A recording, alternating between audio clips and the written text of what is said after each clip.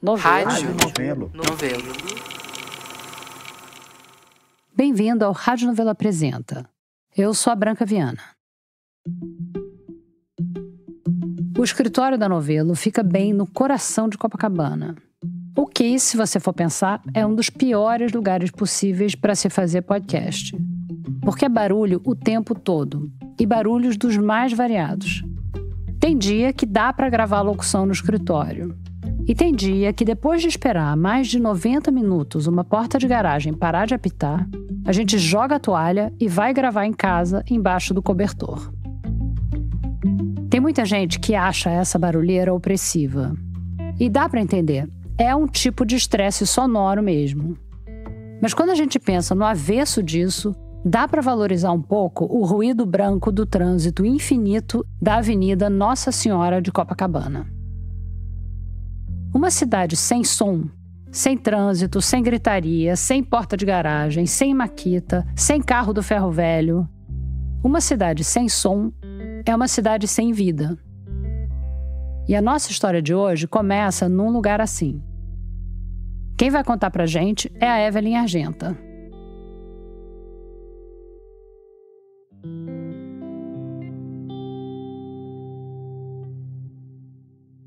Eu nunca presenciei um bombardeio. O máximo que eu cheguei perto de um cenário de guerra foi pela tela do cinema ou da TV.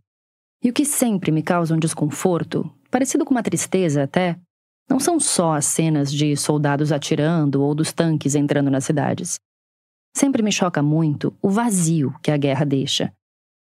As ruas, que pouco tempo antes estavam cheias de vida, de gente andando para lá e para cá, de barulho de trânsito, de comércio, de conversa, ficam vazias, empoeiradas, em ruínas. Paredes aos pedaços. Portas que não dão para lugar nenhum. Janelas que já não servem mais para ver nada. Aquelas dezenas, centenas, milhares de histórias interrompidas. O mais perto que eu tive de estar num cenário desses foi quando eu estive em Maceió, em 2022. À direita na rua Barão José Miguel. Eu tinha ido para Alagoas para apurar uma outra história que não tem nada a ver com a história que eu vou contar aqui. Deve ser esse prédio aqui da esquina. Só que quando eu cheguei em Maceió, o assunto era outro. E eu não podia ignorar. Bom dia, tudo bem com o senhor? Tudo jóia? Eu vim falar com o Dirceu. Acho que ele tá me esperando. O Dirceu, que estava me esperando, era o Dirceu Buarque. Meu nome é Evelyn. Eu tinha visto o nome dele em algumas reportagens locais desde que eu tinha chegado em Maceió. E eu entendi que ele era a pessoa certa para me guiar por aquele cenário de guerra. Gente, é um bairro fantasma, né? É um bairro fantasma, não existe mais. Agora isso aqui à noite não tem mais energia, né? Pode ver já cortaram tudo. Já cortaram tudo e tal. Eu gravei essa conversa com o Dirceu em junho de 2022. Tinha só 6 meses que ele e a família dele tinham fechado a fonte do ganha-pão deles. Mas ele lembra do momento exato em que as coisas começaram a ruir. Foi na tarde do dia 3 de março de 2018. Eu estava no hall fumando, brincando lá com a minha cachorrinha. Quando eu entrei no apartamento, a minha filha estava perreada. Foi que eu senti o sofá tremer. Que história, menina. Pensei que isso é impressão sua. Crisezinha de labirintite, sei lá o que. E aí o telefone tocou, era o meu irmão que mora próximo, né? Disse, rapaz, você viu o tremor? Eu disse, que rapaz, que tremor, que coisa nenhuma. Aí ele disse, tá todo mundo aqui na rua. E aí eu fui pra janela do prédio e vi o pessoal saindo e todo mundo comentando, todo mundo aperreado na rua. Aquela coisa assim, uma cena. E aí eu imediatamente tirei a minha mulher de dentro do apartamento, minha filha, e avisei a minha sogra para que ela descesse também. Esse tremor, que algumas pessoas sentiram, outras não, foi um sismo considerado muito pequeno, 2,4 graus na escala Richter. E aí começou a se criar, né, uma expectativa de que aquilo ali... E aí começou a aparecer as rachaduras das casas. Já depois desse tremor. Depois desse tremor, as rachaduras. E aí começou-se os comentários de que as casas estavam rachando, que as casas iam cair. Prédios com rachadura, prédios enormes, prédios recém-construídos com rachaduras enormes. E aí começou todo esse drama. E dava para ver esse drama andando por ali, por aquelas ruas desertas. A área é muito grande. E aí eles fazem essas tá vendo? posto de acolhimento rápido, tal, que é onde você teria que se unir aqui o pessoal para escapar da... Aí tem, eles já fizeram até essa marcação. Rota de fuga, tem tudo aqui, ó. Se você ver ali naquele posto, tem rota de fuga, muita coisa. Ali, a rota de fuga, tá vendo? Essas placas de ponto de encontro, posto de acolhimento, rota de fuga, elas são comuns em lugares que têm terremoto, tipo Cidade do México, Tóquio, Beirute. Cidades que foram construídas em cima de falhas geológicas, que não é o caso de Maceió.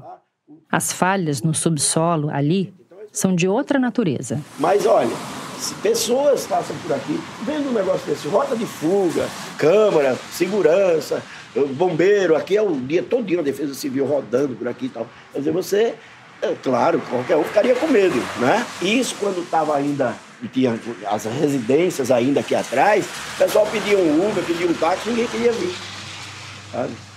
Existem bairros isolados aí, que está praticamente isolado. O Dirceu me levou para ver o cenário de todo dia dele e da família dele. Até pouco tempo atrás, a rotina deles era acordar bem cedinho para preparar a massa, esquentar o forno, enrolar os pães e abrir as portas da padaria Belo Horizonte, no bairro do Pinheiro. E aqui foi a vida, ó, 42 anos. 42 anos ali. Nessa hora, o Dirceu estava fora do carro, de pé, do lado de um prédio abandonado. Numa das portas fechadas, me chamou a atenção uma foto imensa da família dele, que trabalhava ali todo dia, em tamanho natural, colada estilo lambe-lambe, sabe? As casas da vizinhança estão do mesmo jeito. Fechadas, lacradas, vazias. Ele, na verdade, foi um dos últimos a sair. Num bairro fantasma, o Dirceu viu o faturamento cair 60%, ficou sem clientes, teve que demitir todos os funcionários, pagar as dívidas trabalhistas. Ele realmente não tinha o que fazer e foi obrigado a vender o imóvel. O meu estabelecimento ainda está lá intacto, porque... Intacto não, se você entrar está totalmente destruído. Mas aparentemente ele está intacto porque ainda tem alguns equipamentos lá dentro, tá, aquela coisa toda. E você tem alguém fazendo segurança lá para ninguém levar? Não. Eles hoje é que fazem a segurança, porque como eu já negociei o imóvel, inclusive há 2 meses atrás eu fui avisado por um vizinho que estavam invadindo a padaria. Levaram muita coisa minha, entendeu? É um drama. Quem tem uma casa aqui e não desocupou rápido, os vândalos vêm e tiram a porta, tiram a louça sanitária. Às vezes, vândalos. Mas na maior parte dos casos, foram os próprios moradores que depenaram as casas para vender as esquadrias de metal, a louça sanitária, os azulejos, as telhas, os tijolos. Qualquer coisa que pudesse render um pouco de dinheiro antes da casa ser fechada e tomada pelos novos donos. E o Dirceu já vendeu o prédio da padaria sabendo que ele ia virar ruína. É que os novos donos não têm nenhum interesse em fazer ela voltar a funcionar. Até porque os novos donos da padaria e do bairro inteiro do Dirceu são uma indústria petroquímica. Aquilo ali é a segurança da Braskem, tá vendo? Esse pessoal aí que faz, porque na própria hora que o imóvel é passado para eles, eles já tomam posse e daí eles já ficam fazendo a segurança desse imóvel. Se você tem acompanhado minimamente o noticiário recente, você já deve saber. Mas de qualquer jeito, eu te conto. A Braskem é uma das maiores indústrias petroquímicas do mundo. Ela produz plástico e insumos químicos, como cloro e soda. Em Alagoas, ela tem 2 unidades industriais. A que fica em Maceió produz PVC e soda cáustica. Só que em Maceió, além de PVC e soda cáustica, a Braskem também está produzindo outra coisa. A maior tragédia socioambiental urbana do mundo. O afundamento de 5 bairros inteiros.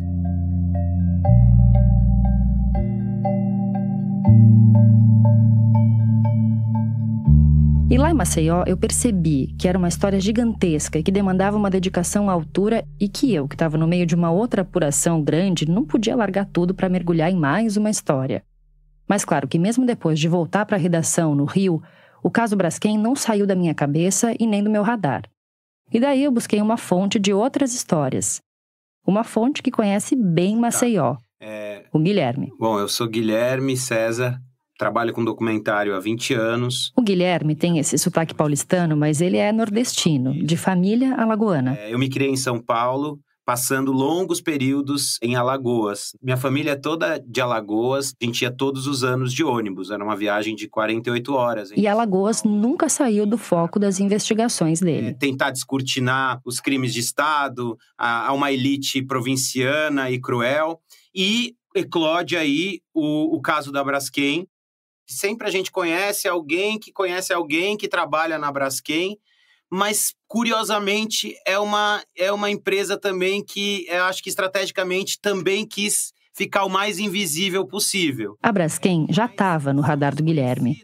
Mas quando a terra tremeu em 2018, ele teve uma razão mais pessoal ainda para se envolver nessa história. E quando esse meu amigo, afetado diretamente com a sua família, que morava no Pinheiros, é atravessado por essa história... O amigo do Guilherme, que morava no bairro do Pinheiro e que foi afetado pelo tremor, era o Otávio Lemos, que também estava nessa conversa. Eu sou Otávio, sou produtor, diretor de cinema e tenho a produtora Caranto Mídia, junto com o Gui, aqui em Maceió. E desde 2018 eu faço o documentário História do Subsolo, que começou quando teve o primeiro abalo lá no Pinheiro, onde a minha família morava. Né? Não era só que o Otávio morava no bairro do Pinheiro.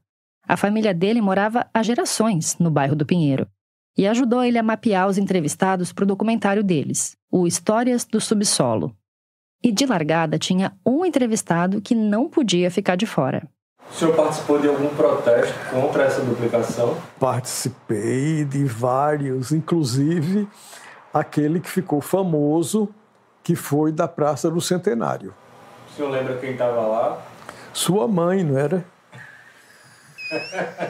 Esse é um trechinho da entrevista que o Otávio fez com o entrevistado central do documentário deles, o ecologista José Geraldo Marques. O Guilherme e o Otávio compartilharam comigo todas as gravações que eles fizeram com o Zé Geraldo entre 2018 e 2021. E eu confesso que quando eu ouvi esse trechinho, eu até levei um susto. E aí ele fala assim, você lembra quem estava lá? E ele fala, sua mãe. Aí na hora eu dei um pause assim, eu falei, gente, que desaforado, tá xingando o menino. Ele falou, sua mãe. Aí eu pensei, não, talvez sim, a mãe dele estivesse lá. Eu achava que ele não ia lembrar, porque a minha mãe me falou, e aí eu não falei nada pra ele. Eu cheguei na entrevista e falei dele. E aí ele falou, cara, o Zé Geraldo lá atrás foi o cara que bateu o pé pra não se implantar, e anos depois ele foi expulso de casa. Expulso literalmente, assim, porque ele não queria sair. O Zé Geraldo é a figura perfeita para contar essa história, porque ele é praticamente onipresente nesse emaranhado de Maceió com a Braskem. O primeiro paralelo que me veio à cabeça quando eu ouvi falar dele era com o Forrest Gump, aquele que testemunhou tudo. Mas depois de ouvir as 6 horas de entrevistas com ele, eu me dei conta que o paralelo perfeito era com um personagem muito mais antigo. É muito doido porque agora tu estava falando e eu fiquei pensando no Zé Geraldo, na Cassandra, e é meio que um cavalo de Troia a Braskem mesmo, né? Que ela chega como um presente. Segundo a mitologia grega, a Cassandra era uma profetisa da cidade de Troia. A gente costuma achar que prever o futuro é um dom, né? Uma coisa boa, ter uma visão, sabe? Mas os gregos sabiam que a coisa era mais complexa do que isso. E quando a Cassandra ganhou o poder de ver o futuro, isso também veio com um castigo. Qualquer coisa que ela contasse sobre o futuro, por mais que fosse verdadeira, ninguém ia acreditar. Imagina só, uma vida inteira avisando sobre tudo que vai dar merda e ninguém dando bola. É a receita para enlouquecer gregos e troianos, né? Bom, foi isso que aconteceu na Guerra de Troia.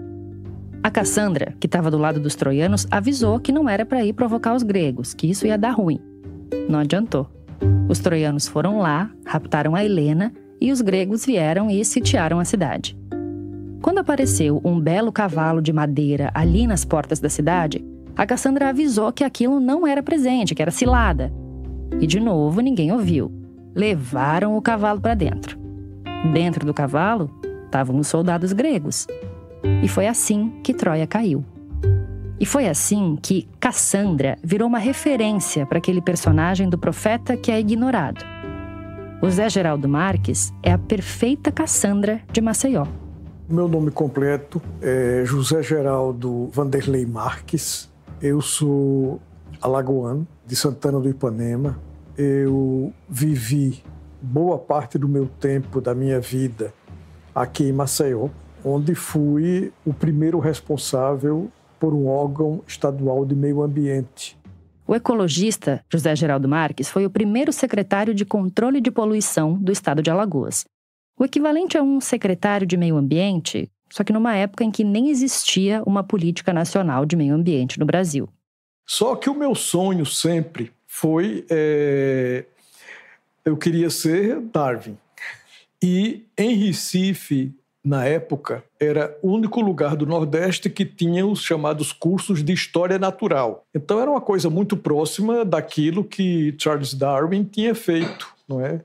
O sonho do Zé Geraldo era seguir os passos do naturalista inglês Charles Darwin, aquele que foi chamado de maluco e desacreditado pela igreja por dizer que não, o homem não brotou prontinho na terra, mandado por Deus no 6º dia da criação, e sim foi fruto da evolução das espécies. Seguindo os passos do colega inglês, o Zé Geraldo afrontou o pai e se recusou a ir para a faculdade de medicina. Não era o que eu queria fazer. Com isso, eu tenho certeza que eu salvei muita gente. Só que, ironia do destino, foi justamente o pai, um político de direita que queria um filho médico, que deu para o Zé Geraldo o primeiro livro que ele leu sobre o Darwin. Sem saber, ele me deu um livro de presente nesse ano de formação, não sei como ele recebeu essa luz, que contava a história de Darwin. É O Homem, o Tempo e os Fósseis, de Ruth Moore, é o livro que eu tenho até hoje. E eu me entusiasmei. O pai do Zé Geraldo foi prefeito de Santana do Ipanema e era um político influente nos anos 1970. Influente no nível de ser amigo pessoal do governador do estado, o Divaldo Suruagi. O governador Divaldo Suruagi, ele estava muito entusiasmado com o espírito da época. Ele tinha o espírito da época.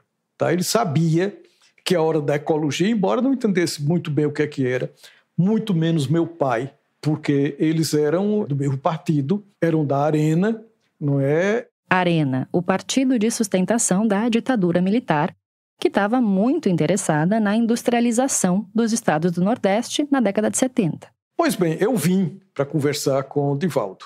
Ele me recebeu muito bem. Então ele me disse assim, olha, eu vou realmente, está na minha agenda de dar prioridade para os problemas ambientais em Alagoas, que eram e são sumamente graves. Tinha chegado a hora. Ele disse, agora, eu não posso criar agora uma Secretaria do Meio Ambiente, tá? Mas já existe, está criada e publicada no Diário Oficial, uma secretaria que se chama Secretaria Executiva de Controle da Poluição. Eu queria que você assumisse. E talvez o Suruagi não soubesse bem que tipo de pessoa era o Zé Geraldo. Talvez ele estivesse só querendo fazer um favor para um amigo político que ia poder retribuir esse favor depois. Mas o Zé Geraldo é o tipo de pessoa que leva o trabalho bem a sério. Aí eu vim com a ideia do polo ecológico. Um polo ecológico. Uma área para ser priorizada pelos investimentos do governo, que, além de proteger o ecossistema, ia servir para educação, turismo ecológico, pesquisas. Vocês sabem que não deu certo. Ao contrário, ao invés de consolidar um polo ecológico, consolidou um polo cloroquímico, altamente poluidor e degradador do meio ambiente. Não é? A instalação do polo cloroquímico foi a última etapa de um processo que começou muito tempo antes, no começo dos anos 1940, quando uma imensa reserva de salgema foi descoberta por acaso no subsolo de Maceió. Mas essa é a única casualidade, o único acidente, digamos assim, dessa história, tá? Na época, o Conselho Nacional do Petróleo estava em busca de, petróleo. Só que quando as sondas perfuraram o solo, elas não acharam petróleo. Elas encontraram esse minério, que nos anos 40 não despertou lá muito interesse. Mas a descoberta desse sal fez brilhar o olho de um cara, um empresário baiano chamado Evaldo Luz. O Evaldo era dono da oficina mecânica que fazia o reparo das sondas. Quando ele viu que tinha resto de salgema nos aparelhos, ele falou, peraí que esse negócio tem valor. E aí ele foi atrás de uma autorização do governo federal para explorar aquilo. Mas ele só conseguiu essa autorização 2 décadas mais tarde, em 1966. Até que, de repente, a Dupont de Nemours vem para cá e diz, agora eu quero. De repente, é na verdade 5 anos depois, em 1971. E a Dupont é uma outra indústria química americana, da qual você já deve ter ouvido falar. Talvez o nome nylon te diga alguma coisa. Enfim, a Dupont, que nessa época, nos anos 60, estava expandindo os negócios pelo mundo, viu naquela mina de salgema uma mina de ouro e quis um pedacinho do negócio. Eu não sei como foram as negociações com Evaldo Luz, mas a Dupont de Nemours assume a exploração da salgema, do minério salgema e a implantação de uma fábrica de início de cadeia produtiva que deu origem a uma fábrica de cloro-soda que deu origem à Salgema Indústrias Químicas, S.A. Bom, a negociação se baseou no bom e velho poder do capital. Em 1968, a Petrobras fez um estudo e descobriu que a reserva de salgema no subsolo de Maceió era bem maior do que se imaginava. Era de 500 milhões de toneladas. O negócio era grande demais para o governo ficar de fora. Então, em 1971, ele decidiu botar 170 milhões de dólares na mesa, através do BNDE, o Banco Nacional de Desenvolvimento Econômico, que ainda nem tinha o S de social no final. O Evaldo, o da oficina, viu que era muita grana para o bico dele e vendeu as ações, que foram repassadas para a Petroquisa, uma subsidiária da Petrobras na indústria petroquímica. Em 1975, o controle da Salgema Indústrias Químicas passou a ser da Dupont e da Petroquisa. O mesmo ano em que o Zé Geraldo Marques assumiu a Secretaria de Controle de Poluição do Estado de Alagoas. Bom, então quando eu assumi a Secretaria de Controle da Poluição, a Dupont de Nemours vem para aqui, para o Estado, e exige que a fábrica de cloro-soda seja implantada no Pontal da Barra. Então nós tomamos a decisão. Pontal da Barra, não. Por tais e tais motivos técnicos. Pontal da Barra é uma restinga. Maceió é uma cidade restinga. O local de implantação da fábrica, que até hoje está implantada lá, era um local paisagisticamente e ecologicamente belíssimo e riquíssimo. Foi devastado, mas devastado literalmente. O Pontal da Barra fica na parte sul de Maceió, numa faixa de terra entre o mar e a Lagoa Mundaú. É uma zona com um enorme potencial turístico, onde fica uma tradicional vila de pescadores e artesãos. Mas não é só isso. As restingas são ecossistemas muito frágeis. Elas são uma transição entre o continente e o mar, e por isso são uma barreira importante para a preservação dos mangues e das dunas. Se você mora numa cidade litorânea e já presenciou uma ressaca violenta do mar, deve saber da importância dessa proteção, tanto para o ecossistema quanto para a própria cidade, né? Um belo dia a gente soube, na coordenação, olha, estão derrubando as dunas do Tomix. Eu não acreditei. Não tínhamos fiscalização e eu mesmo fui para poder constatar. Fiquei pasmo. Inclusive, eu digo, essa gente é louca. Porque se houver uma explosão nessa indústria, são essas dunas que têm o efeito de trincheira, que vão proteger a cidade, não é? Então, eu peguei minha arma na época mais importante, que era a máquina fotográfica, chamei um técnico da Secretaria de Planejamento, meu amigo, idôneo, para testemunhar, e rumamos para lá. Rapaz, quando eu cheguei, eu nunca pensei que a coisa pudesse ser tão rápida. Não existia mais duna sobre duna. O terreno estava com a terraplenagem feita. Os coqueirais todos derrubados. Era nesse terreno que ia ser erguida a planta industrial da Salgema Indústrias Químicas, que hoje a gente conhece como Braskem. Quer dizer, desde o início, a implantação do polo cloroquímico foi toda errada. E nesse momento, quando o Zé Geraldo viu as dunas no chão, ele entendeu que a motivação da vida dele era lutar contra a destruição daquela região. Contra mais destruição daquela região, né? Só que essa não foi a única conclusão a que ele chegou quando viu as dunas destruídas. Foi aí que ele se deu conta que o cargo dele talvez não tivesse lá muito poder de decisão. Lembra, ele era o equivalente a um secretário de meio ambiente de Maceió. Só que um secretário indicado por um governador da Arena, que por sua vez tinha sido indicado por um ditador, que por sua vez estava interessado na industrialização e não no meio ambiente. Não havia fiscalização ambiental na época. Então, Se não havia nada disso institucionalizado, é claro que a licença para implantação, que não se falava nesses termos, licença de implantação, licença de funcionamento, mas a licença de qualquer coisa, para ela começar, tinha que passar por um órgão de meio ambiente. E o único órgão de meio ambiente do Estado, na época, era o nosso, era o que a gente coordenava. Então, nós tomamos a decisão. Se vier para cá, nós não aprovamos, não concedemos a licença. O problema é que, segundo o Zé Geraldo, nunca nenhum pedido de licença chegou na mesa dele. Não, nunca me chegou nada. Porque como não houve pedido de permissão oficial, também não houve negação oficial, não é? E se não está negado, está permitido. O Zé Geraldo estava lutando contra uma licença de implantação de um empreendimento que não tinha pedido licença para ser implantado. Então, legalmente, ele não tinha muito o que fazer. Mas, como a gente tinha muito apoio da imprensa, eu chamava a imprensa do meu quinto exército, não é? Tinha muito apoio da imprensa, então eu digo assim, nós éramos um tigre de papel. Passávamos a ideia de que éramos uma grande equipe formidável, mas na realidade nós éramos apenas um tigre de papel.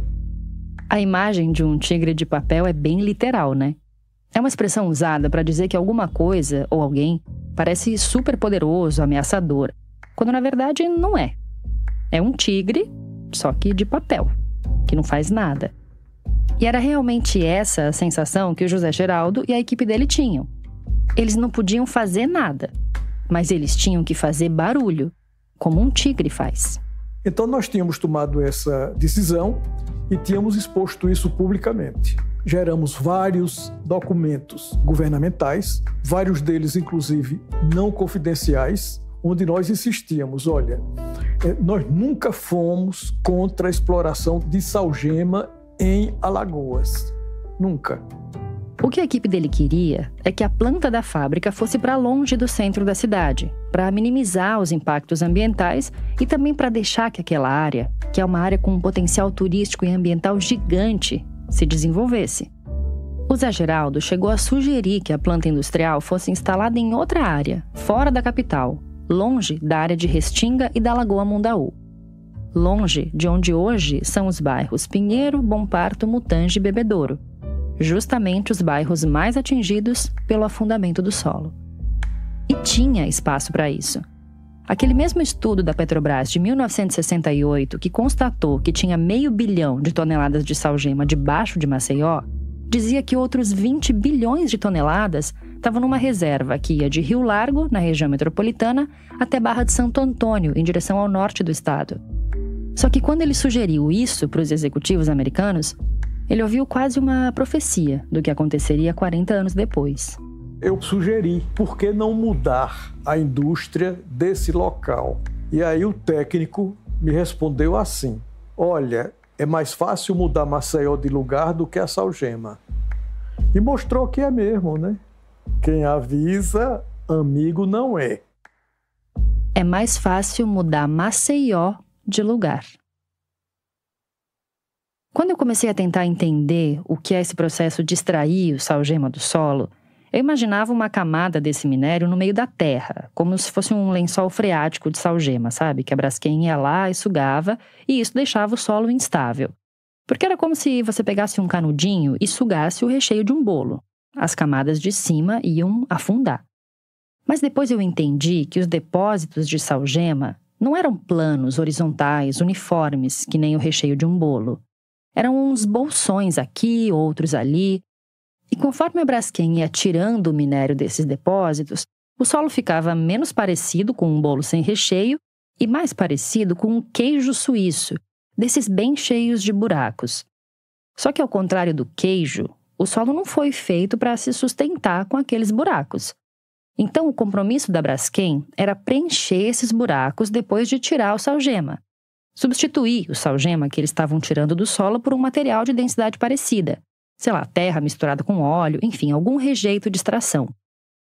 Só que eles não fizeram isso. Tirando alguns fungos e bactérias, ninguém mora na casca do queijo, né? Em 5 bairros de Maceió, numa área de 10 quilômetros quadrados, moravam 60 mil pessoas. Se fosse no Rio de Janeiro, essa área seria equivalente aos bairros de Copacabana, Ipanema e Leblon juntos. Se fosse em São Paulo, é como se o bairro inteiro de Pinheiros e mais um pedaço do Alto de Pinheiros afundassem. Mas acho que isso não ia acontecer nesses bairros, né? E mesmo que nem todos os buracos do queijo afundem ao mesmo tempo, ou para usar um termo técnico, mesmo que a subsidência tenha sido só de alguns centímetros em alguns locais, isso já é o suficiente para colocar em risco a estrutura de milhares de imóveis. Muitos deles começaram a rachar. Imagina um prédio de muitos andares rachado de cima a baixo.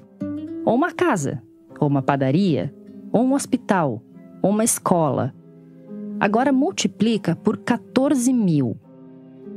É esse o tamanho da tragédia.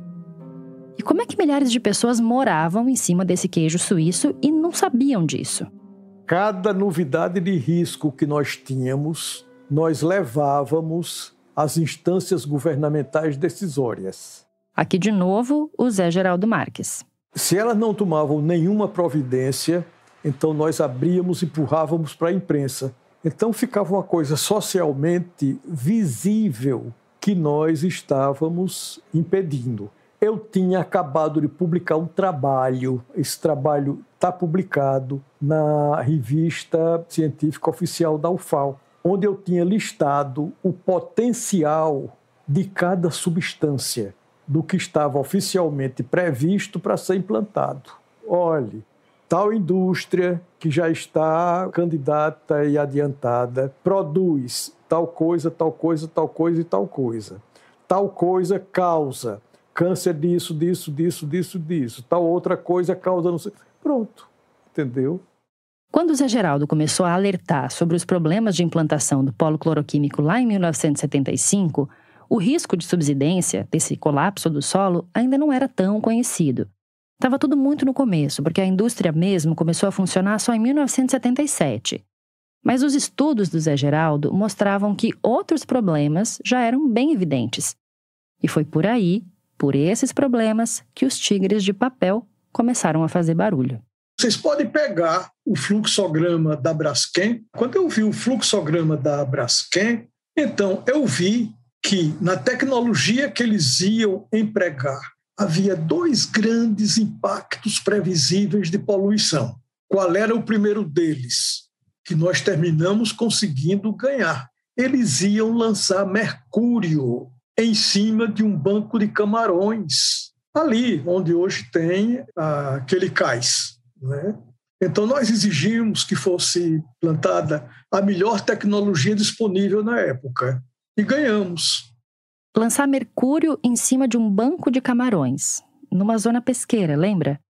Era contaminação garantida dos camarões e de outras espécies, tipo os mariscos, que são a principal fonte de renda das mulheres marisqueiras que moram por lá. E que, claro, são comida. Comida de gente. Bom, mas essa primeira batalha, o Zé Geraldo e os tigres de papel venceram. Esse pecado eles não têm. Eles nunca lançaram mercúrio em cima de bancos de camarões. Só que a lista de acidentes previsíveis não acabava por aí. Mas outro problema de poluição que está no fluxograma, podem pegar no fluxograma até hoje, indústria de clorossoda não tem como evitar, por mais bem intencionada que ela seja. São as emanações fugitivas.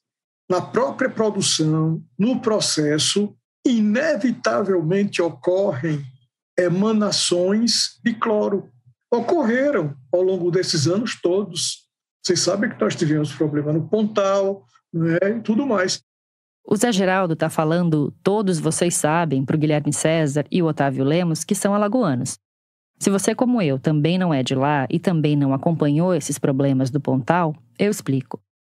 Foram alguns problemas, mas o mais grave aconteceu em 2011, quando uma quantidade grande de cloro escapou no Pontal da Barra.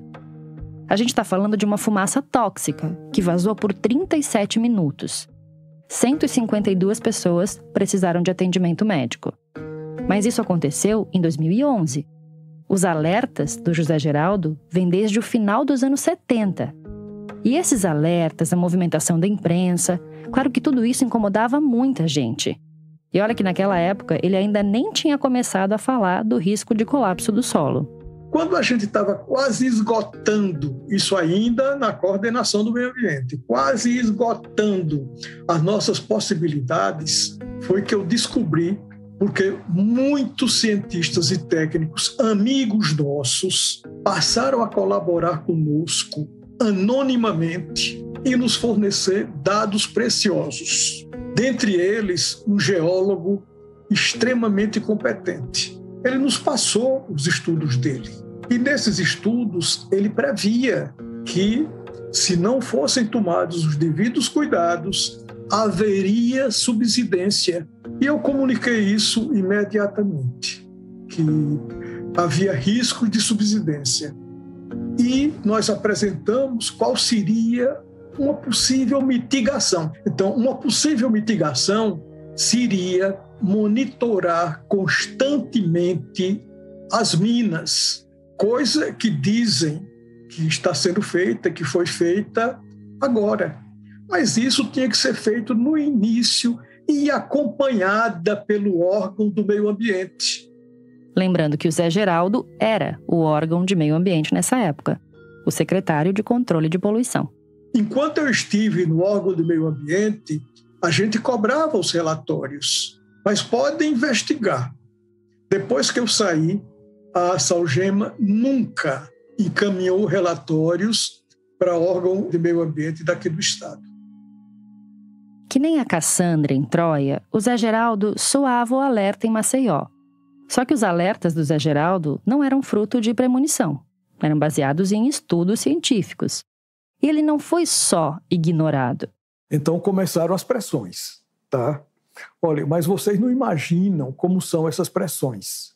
Assim que os estudos começaram a ser publicados na imprensa, o Zé Geraldo virou persona non grata entre os interessados em erguer o polo cloroquímico.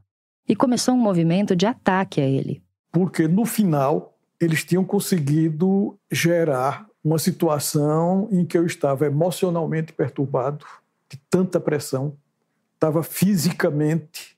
Era o que hoje chamam de síndrome de burnout. E, sobretudo, a espalhar calúnias, inclusive pela imprensa. E aí conseguiram fazer com que parte da equipe da coordenação do meio ambiente se voltasse contra mim. Então, você imagine agora a pressão externa e a pressão interna, que é a que dói mais. É o que, inclusive, é chamado de assassinato moral. É um padrão, a gente sabe que existe e funciona, não é? Os ataques à reputação do Zé Geraldo começaram internamente, quando ele ainda era secretário, a ponto dele perder a confiança da própria equipe, de ser chamado de incompetente por colegas em reuniões de trabalho. Mas, desde que ele tinha decidido seguir os passos do Darwin, o Zé Geraldo sabia que ele ia passar por umas boas provocações. Ele estava apaziguado já com a ideia de ser questionado, de ser difamado. Só que ele não estava preparado para o que veio depois, para um tipo de perseguição bem característica das nossas terras. Aí uma das acusações que me fizeram, vejam só, para mim é elogio, é que eu não podia continuar, porque eu era macumbeiro. Estamos falando aqui de 1978 e de todo o preconceito que se tinha e que se tem com religiões de matriz africana. Só que até nesse ataque, o que eles estavam querendo colocar em xeque era a credibilidade de cientista do Zé Geraldo. Isso pegou, tá? Na época, eu começava já minhas pesquisas em terreiros de candomblé, são pesquisas em etnobotânica que eu fiz durante muito tempo, e constatei o que vários outros vinham constatado. As religiões afro-brasileiras aqui no Brasil dependem imensamente de plantas. Então, eu resolvi que nós íamos implantar aqui um jardim etnobotânico. Não é que a fé dele fizesse diferença na qualidade do trabalho dele, mas o interesse do Zé Geraldo na sabedoria dos terreiros também era científico. Ele queria estudar as plantas, saber dos efeitos e ajudar na conservação dessas espécies. Candomblé tem uma máxima que eles dizem: sem folha, sem eué, não tem axé. Então, privá-los disso é privá-los do seu culto religioso. Aí eu passei a receber no meu escritório um pai de santo, que era o Cícero, extremamente competente, para entrevistá-lo sobre o uso de plantas. E fizeram uma pergunta tão idiota, tá? Na pressão, no movimento da pressão e de moralização. Tá? Você não sabe que o Cícero se veste de mulher? Sei, que eu já fui no terreiro dele e fui para as festas de Pombagira. E quando Cícero recebe Pombagira, ele pede logo flor, vestido, salto alto, para vir. Para quê? Pois é, pra quê? Só que não pegou muito bem. E as ameaças escalaram rápido. E de um jeito bem sério. Olha, geralmente telefonavam. Não existia celular na época. Eu me lembro de um telefonema, porque esse me marcou muito. Porque foi assim, foi insistente. Rapaz, você tá querendo mesmo virar Tiradentes, é? Tiradentes. Enforcado e esquartejado. Aos poucos, tudo que o Zé Geraldo falava era encoberto por uma espécie de manto de descrédito. Tipo, ser chamado de incompetente. Descredibiliza ele dentro da própria equipe. Ser chamado de macumbeiro. Usar o racismo religioso para questionar o conhecimento científico dele. Receber um telefonema anônimo. Bom, aí a parada começa a colocar em risco a integridade física do Zé Geraldo. Já estava bem claro que esses ataques não eram coincidência, né? Que tinha alguma estratégia nisso tudo. Por fim, apareceram métodos concretos. 2 vezes envolvendo revólver. Uma delas, um secretário me chamou ao gabinete dele para conversar. Era meu amigo, inclusive, a gente tinha estudado junto. Então ele me chamou para conversar. Conversa vai, conversa vem, entra a questão do polo cloroquímico. Aí ele abre a pasta dele e tá o revólver que está dentro. Então eu disse, vá de retro, Satanás, entende? Precisa dizer mais nada. Nem precisava dizer mais nada. Mas é que teve mais coisa. A outra foi um guarda terceirizado que prestava vigilância na sede da coordenação do meio ambiente. Eu estava na biblioteca, no primeiro andar, atrás, nos fundos. Ele subiu, entrou, pegou o revólver e começou a brincar com o revólver. Imagina, você sozinha numa biblioteca e uma pessoa passando por você, brincando assim, como quem não quer nada, com um revólver. Bom, recado dado, recado entendido. Pronto. Agora, eu não dei o prazer de ser exonerado, não. Eu, quando soube, meu serviço de inteligência me comunicou, olha, ontem houve uma reunião no palácio para lhe defenestrar. Então, no dia seguinte, eu apenas escrevi rapidinho papel e mandei comunicar à instância superior que a partir daquela data eu não tinha mais nenhuma responsabilidade pelo órgão governamental do estado de Alagoas.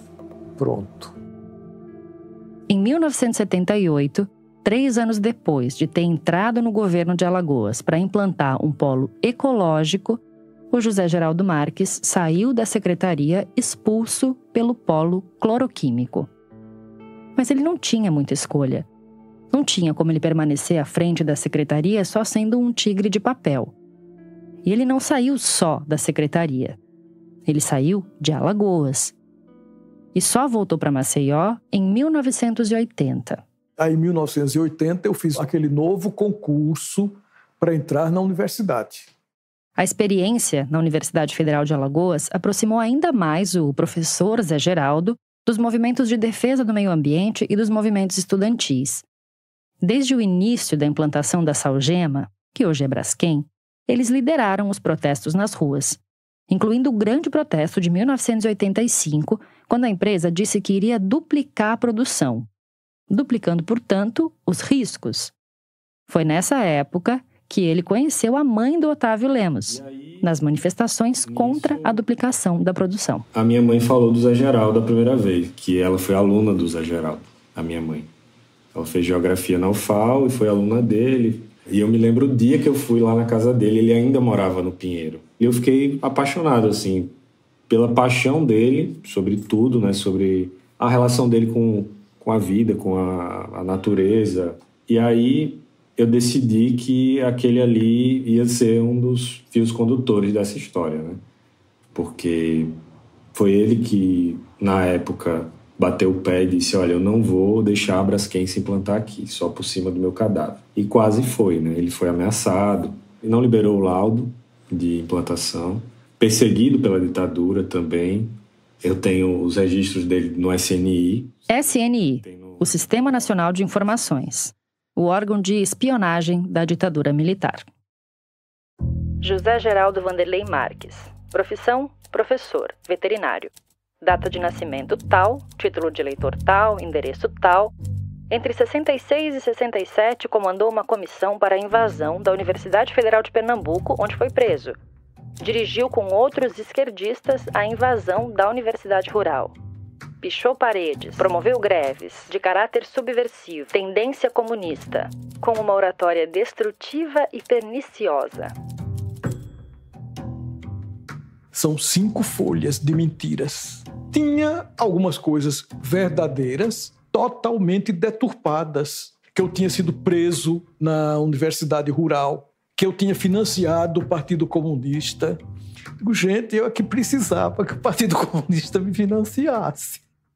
O Zé Geraldo foi ameaçado, perseguido, fichado no SNI. Mas nada disso chegou perto do impacto de ver a própria casa destruída. Mas recentemente, acho que vocês sabem, que eu perdi a casa do Pinheiro, não é? Então, eu resolvi, para proteger minha família, principalmente, a me tornar um refugiado ambiental. Então, eu deixei a casa e nós migramos. Somos refugiados ambientais. A Braskem nos fez uma proposta muito aquém do valor da casa. Mas foi o que nosso advogado aconselhou. Peguem, porque se não pegar agora, vai rolar na justiça 10 anos, 15 anos, ninguém sabe. Então nós pegamos. Nós tivemos realmente a nossa casa entregue compulsoriamente, né? Porque é compulsoriamente a Braskem. Casa e terreno hoje são da Braskem. E a minha biblioteca, com meu arquivo, com tudo, foi depredada. Não restou pedra sobre pedra.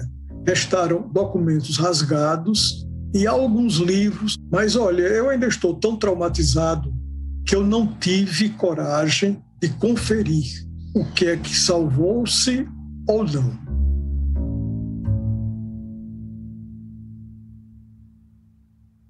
Na mitologia grega, depois de ter a premonição ignorada, a Cassandra é levada de Troia pelos gregos, como um despojo de guerra. E assim como a Cassandra, o Zé Geraldo, de certa forma, previu o próprio destino. A casa onde ele morou durante 40 anos, para onde ele levou a mulher depois do casamento, onde ele criou os filhos, onde ele passou os natais, onde ele construiu a própria biblioteca, essa casa não existe mais. Ela está lá, mas está fechada. Lacrada, vendida para a empresa que ele denunciou a vida toda. E provavelmente vai ser demolida. Então você imagina do dia para a noite você descobrir que você tem que mudar de casa. Sim, uma casa que você morou 40 anos, ou uma casa que você passou 30 pagando, ou uma casa que seu pai construiu e deixou para você.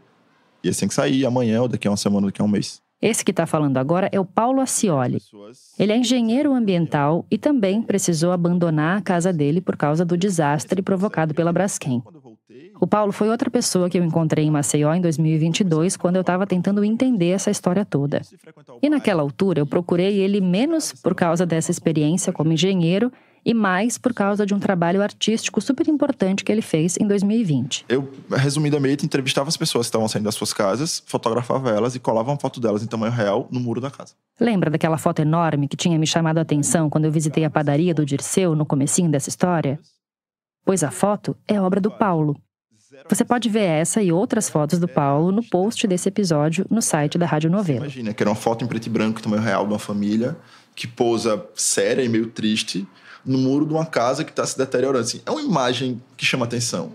E aí acho que eu consegui, muito inconscientemente, chamar a atenção das pessoas nesse visual. E elas começavam a ler o que tinha acontecido e falavam, caramba, eu moro no bairro do lado, não sabia disso. Aí, ou não, caramba, essa mulher aí era professora do meu filho, como é que eu não sabia disso? O Paulo fotografou as casas sendo desocupadas pelos moradores durante 3 meses em 2020. Num projeto com um nome que me deixa com um nó na garganta só de falar. A gente foi feliz aqui. Eu entrevistei várias pessoas, quase todos que eu entrevistei sairiam da sua casa naquele dia.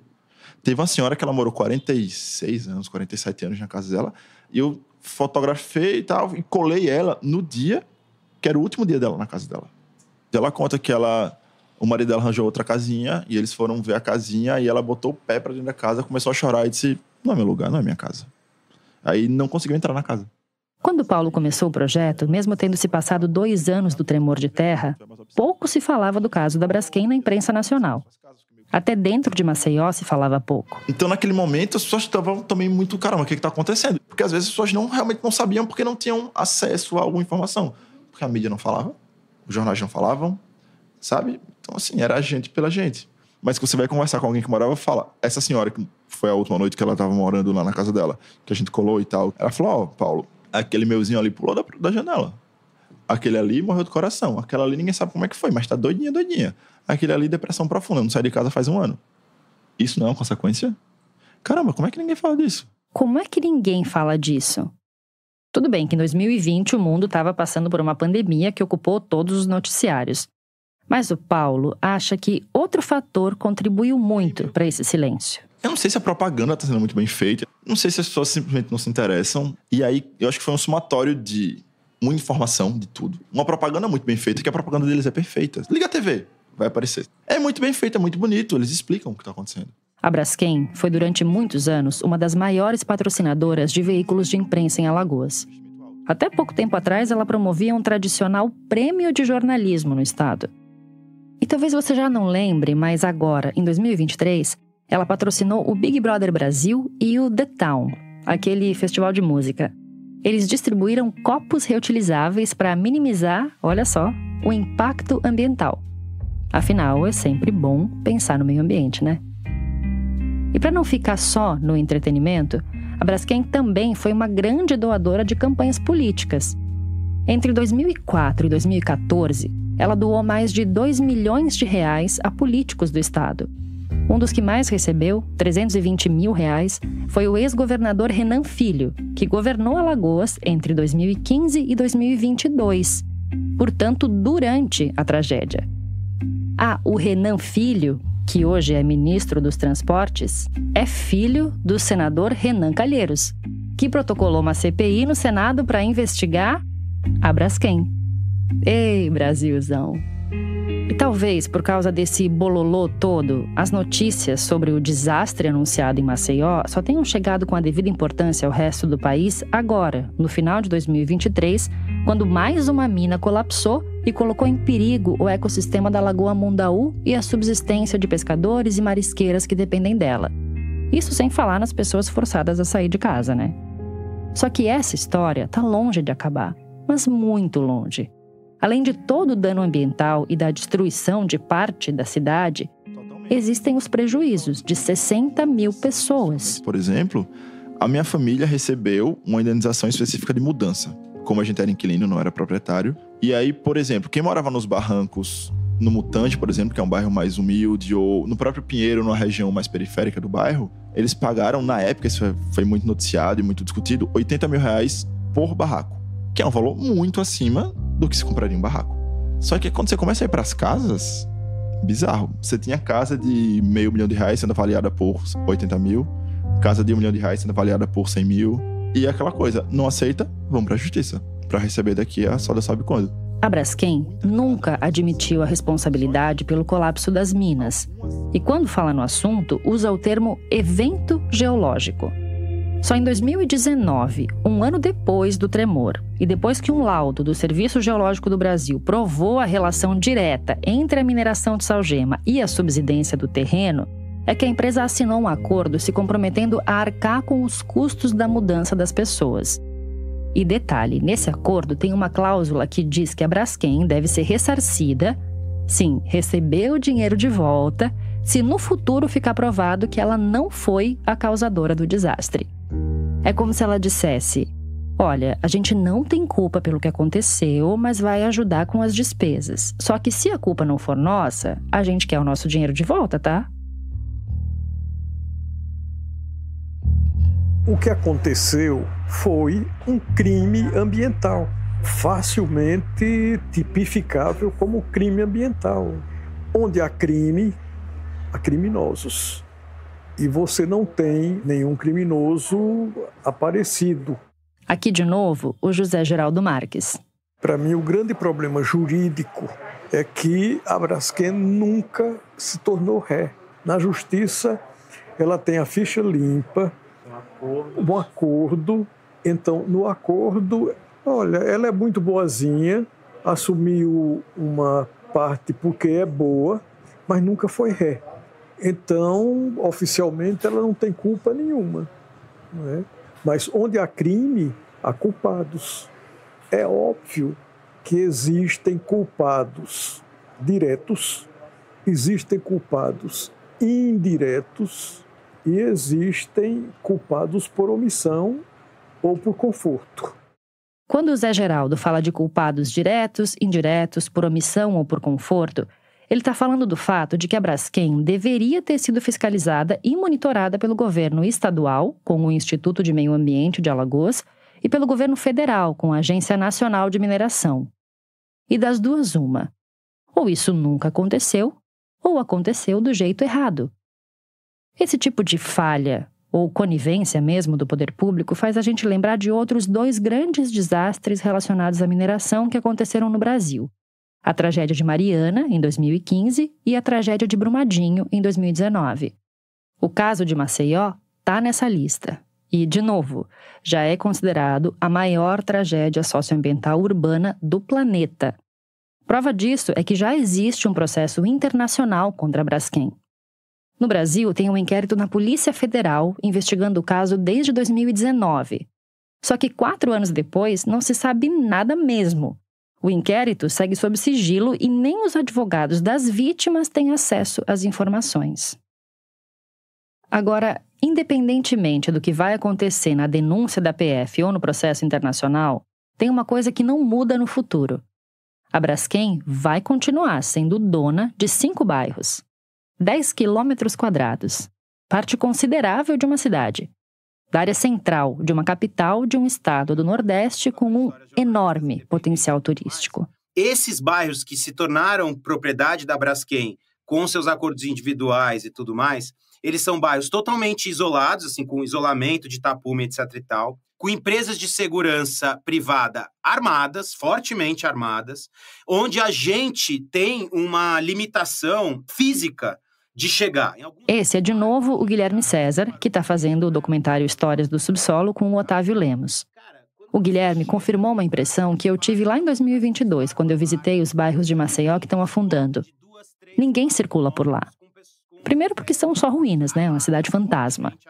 E segundo, porque a Braskem faz questão de deixar bem claro que aquela área tem dono. Em alguns desses bairros, cara, quando você chega no lugar, tem alguns lugares que disparam alarme, você já vem a escolta de 2, 3, 4 motos com profissionais de segurança privada armados que te tiram dali. Então, o que está acontecendo é que essa grande área da cidade, onde a Braskem foi comprando e recomprando com as indenizações, né, nós não temos acesso público. E agora é isso, a gente vai está vivendo sobre essa sombra de uma parte da cidade distópica e sempre à espreita de um novo colapso.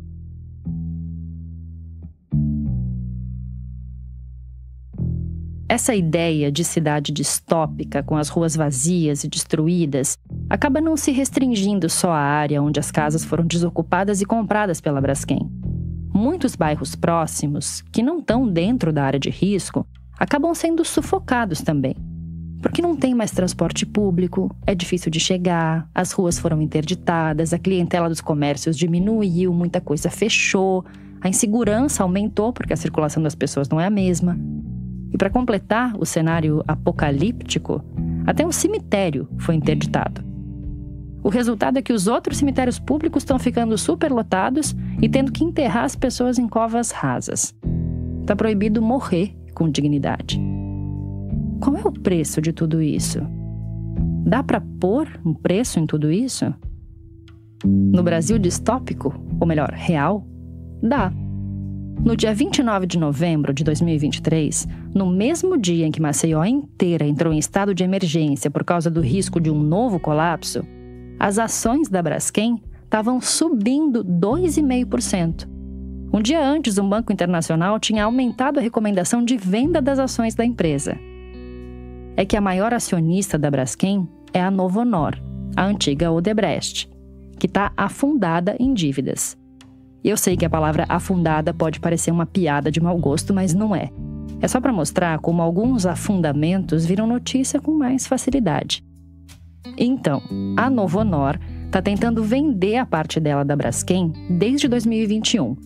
E sabe quem está bem interessado em comprar as ações para tirar ela do buraco? A Petrobras, cujo sócio majoritário é o governo federal. E aí, quem pode assumir as dívidas e os processos nacionais e internacionais do caso é o governo federal.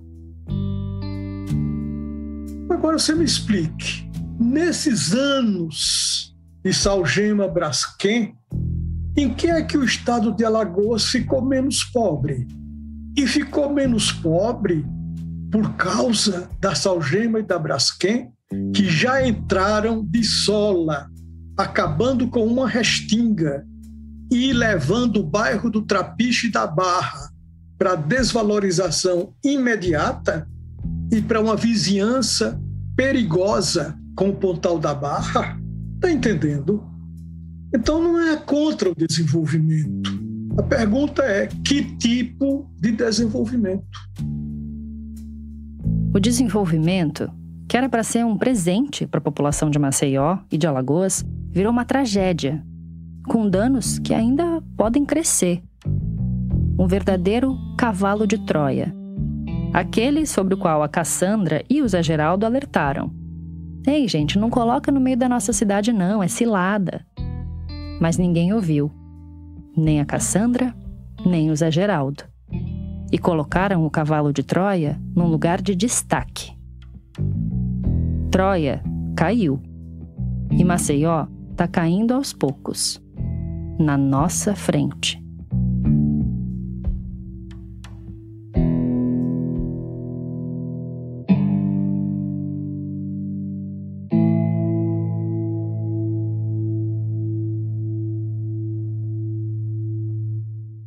Essa foi a Evelyn Argenta, produtora sênior da Rádio Novelo. E essa história foi coproduzida com a Caranto Mídia. Obrigada por ouvir o Rádio Novelo Apresenta. No post desse episódio, no nosso site, tem algumas das fotos que o Paulo Ascioli tirou das famílias removidas em Maceió. Também tem um link para o portal do projeto do Guilherme César e do Otávio Lemos, o Histórias do Subsolo. Se você tem alguma ideia de história que você acha que poderia ser contada aqui no Rádio Novelo Apresenta, vai lá numa seção do nosso site chamada Envie uma Pauta. Lá tem passo a passo de como mandar a sugestão para cá. Os episódios do Rádio Novelo Apresenta estão disponíveis nos principais aplicativos de áudio. Você pode seguir a gente no Spotify, no Apple Podcasts e no Amazon Music. Na Deezer é só favoritar. Também dá para se inscrever no Google Podcasts, no Castbox e no canal da Rádio Novelo no YouTube. E não esquece de seguir a Rádio Novelo no Twitter e no Instagram, no @Rádio Novelo, e marcar a gente sempre que for recomendar ou comentar algum episódio. O Rádio Novelo Apresenta é um original da Rádio Novelo. A gente tem o apoio da Open Society Foundations. Tem episódio novo toda quinta-feira. A direção criativa é da Paulo Scarpim e da Flora Thomson-Devô, e a produção executiva é do Guilherme Alpendre. A gerência executiva é da Marcela Casaca e a gerência de produto é da Juliana Jäger. Nossos produtores sênior são o Vitor Hugo Brandalize, a Evelyn Argenta, a Bia Guimarães e a Sara Zoubel. As produtoras da nossa equipe são a Bárbara Rubira, a Natália Silva e a Júlia Matos. A checagem desse episódio foi feita pelo Bruno Lima. Quem fez a montagem foi a Mariana Leão. Nesse episódio, a gente usou música original de Pedro Nego e também da Blue Dot. A mixagem é do Pipoca Sound. O desenvolvimento de produto e audiência é feito pela Bia Ribeiro. O design das nossas peças essa semana foi feito pela Natasha Gompers. E a nossa analista administrativa e financeira é a Tainá Nogueira. Obrigada e até a semana que vem.